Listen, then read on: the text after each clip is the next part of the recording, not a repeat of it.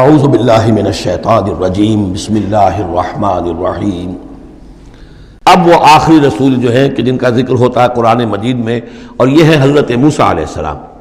حضرت موسیٰ علیہ السلام کا ذکر یہاں پر اب آپ یہاں دیکھا آپ نے تقریباً ایک رکوع ایک جو ہے رسول کے ذکر میں تقریباً اوسطاً آیا ہے۔ یہ اب چلے گا 7-8 رکوعوں تک۔ اس کی وجہ کیا ہے؟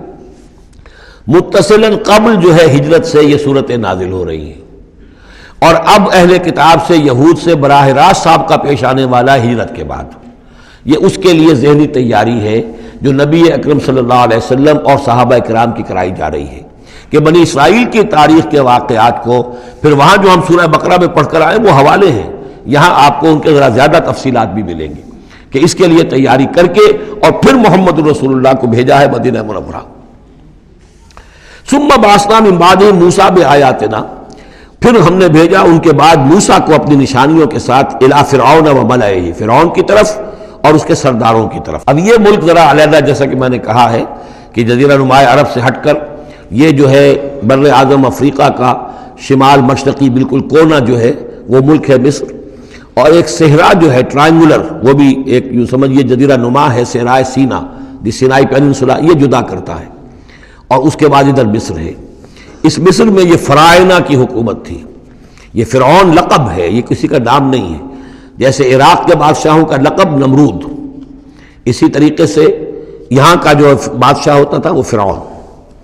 تو جو فرعون تھا حضرت موسیٰ کے زمانے میں اس کی طرف بھیجا۔ فظلموا بہا، انہوں نے ظلم کیا، حق تلفی کی ان کی نشانیوں کی۔ فانظر کیف کان عاقبۃ المفسدین، تو دیکھ لو کیسا انجام ہوا فساد کرنے والوں کا۔ وقال موسیٰ یا فرعون، اور کہا موسیٰ نے اے فرعون انی رسول من رب العالمین، دیکھو میں اللہ کا رب العالمین کا رسول ہوں، پیغامبر ہوں، ایلچی ہوں۔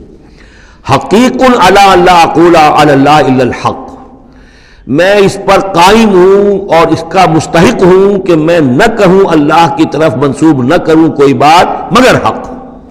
اس کی وجہ یہ ہے، یہ بھی جان لیجئے کہ فرعون کے لیے حضرت موسیٰ کوئی نئی آدمی نہیں تھے۔ حضرت موسیٰ اسی کے محل میں پلے بڑھے تھے، اور وہیں سے پھر وہ نکل کر گئے تھے مدین، اور مدین سے واپس آ رہے تھے تو انہیں نبوت اور رسالت ملی۔ یہ چیزیں ملیں گی آپ کو آگے سورہ طٰہٰ اور سورہ قصص کے اندر۔ تو اس لیے فرعون تو ان کو پہچانتا تھا، اور ظاہر بات ہے کہ محل کے اندر جو ہے اللہ تعالیٰ نے پرورش کروائی ہے، تو ان کے انداز کے اندر بھی کوئی لجاجت نہیں تھی کہ جیسے کوئی عام جو ہے آدمی بات کر رہا ہو، یہ تو خود ایک شہزادے کے مانند تھے۔ تو دیکھو میں تم سے کوئی غلط بات کہنے والا نہیں ہوں، میرا مقام اس سے بہت بلند ہے کہ میں کوئی گھٹیا طرز عمل اختیار کروں۔ حقیق علی اللہ اقول علی اللہ الا الحق قد جئتکم ببینۃ من ربکم، میں لے کر آیا ہوں تمہارے رب کی طرف سے ایک کھلی نشانی۔ فارسل معی بنی اسرائیل، تو میرے ساتھ بنی اسرائیل کو رخصت کر دو۔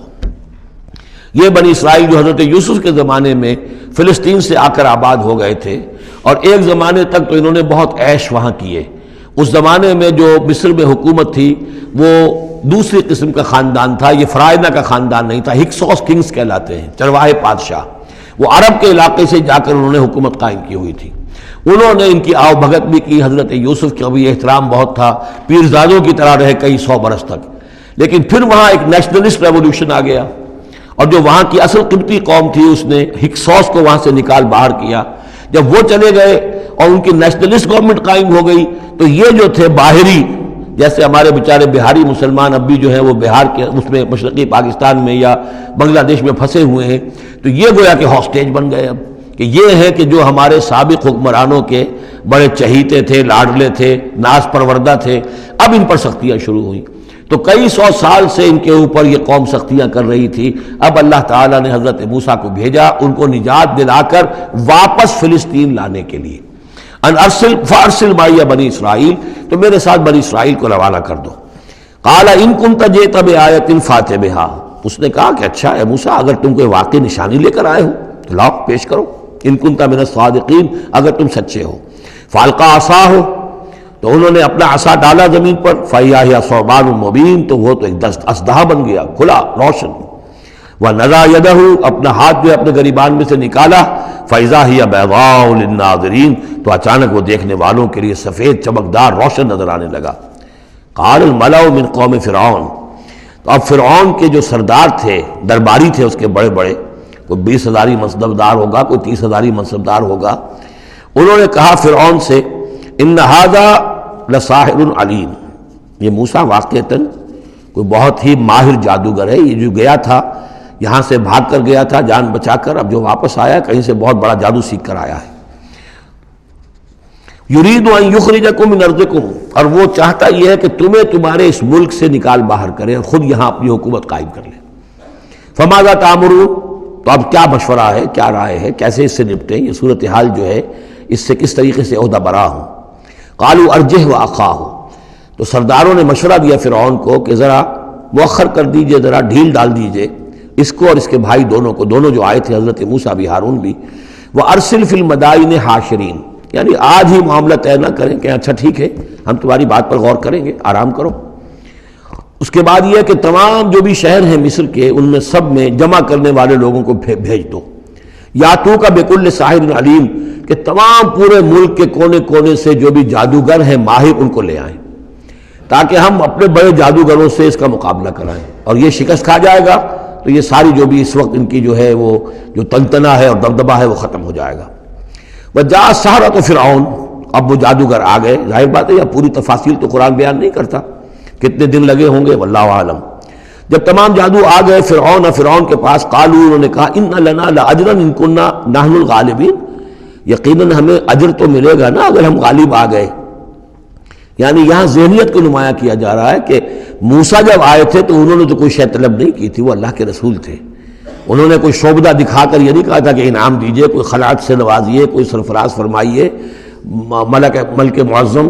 اور یہ جو آئے ہیں جو جادوگر ان کا کردار یہی ہے، انہیں سب سے زیادہ فکر یہ ہے کہ ہمیں کچھ خلعتیں ملیں گی، کوئی انعامات ملیں گے۔ قالوا ان لنا لاجرا ان كنا نحن الغالبین، قال نعم، اس نے کہا ضرور، کیوں نہیں، وَإِنَّكُمْ لَمِنَ الْمُقَرَّبِينَ، میں تو تمہیں اپنے مقربین میں سے بنا لوں گا، تمہیں بڑے اونچے اونچے منصب دوں گا۔ قالوا یا موسیٰ اما ان تلقی واما ان نکون نحن الملقین، انہوں نے کہا اچھا موسیٰ اب تم پہلے ڈالو گے یا یہ کہ ہم ہو جائے پہلے ڈالنے والے۔ قال القوا، حضرت موسیٰ نے فرمایا ڈالو تم۔ فلما القوا، جب انہوں نے ڈالا، انہوں نے بھی کچھ چھڑیاں اور کچھ رسیاں پھینکی، یہ چونکہ مختلف جگہوں پر یہ واقعات آئے ہیں تو کہیں کوئی تفصیل ہے۔ سحروا اعین الناس، اور انہوں نے لوگوں کی آنکھوں پر جادو کر دیا، جس کو آپ کہتے ہیں نظر بندی، کوئی شے نظر آنے لگے جبکہ فی الواقع وہ نہیں ہوتی، نظر بندی۔ واسترہبوہم، اور انہوں نے ڈرا دیا، وجاؤوا بسحر عظیم، اور وہ بہت بڑا جادو انہوں نے ظاہر کیا، واقعتاً انہوں نے بھی اپنے کمال کا پورا مظاہرہ کیا۔ وَأَوْحَيْنَا إِلَىٰ مُوسَىٰ، اور یہاں اس کا ذکر نہیں ہے، دوسرے مقامات پر ہے کہ حضرت موسیٰ علیہ السلام بھی عارضی طور پر ڈر گئے تھے کہ جو میرا معجزہ تھا تقریباً وہی انہوں نے کر کے دکھا دیا۔